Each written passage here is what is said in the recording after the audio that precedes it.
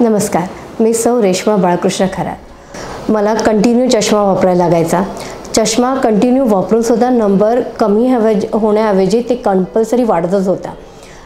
जसं आम्हाला पंढरपूरमध्ये कळालं की बाबा माझा लेझर होऊ शकत नाही किंवा नंबर जाऊ शकणार नाही, थोडंसं कुठेतरी डिस्टर्ब झाले होते।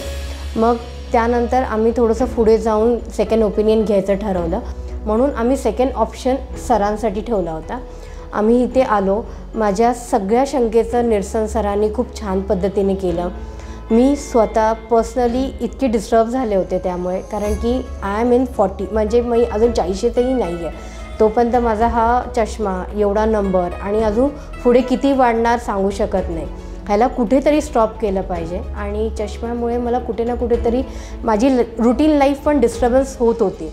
स्पेशली मी कशी गावाकडे असते, आम्हाला चुलीवर स्वयंपाक करताना येते, चष्म्याचा बऱ्यापैकी त्रास होतो आणि त्यात गेल्या 2 वर्षापासून डाव्या डोळ्याचा कंपल्सरी डोळ्यातनं पाणी येणे, डोळा लाल होणे किंवा अर्धं डोकं दुखणे ह्याचाही त्रास होत होता। सरांकडे आलो, सरांनी माझा नंबर जास्त असल्यामुळे आम्हाला IPCL सजेस्ट केलं आणि 15 ते 20 दिवसामध्ये माझं ऑपरेशनही झालं। आता आज महिना झाला आहे, खूप छान पद्धतीने माझं ऑपरेशन झालं। ऑपरेशन करताना कुठल्याही प्रकारचा मला त्रास झाला नाही।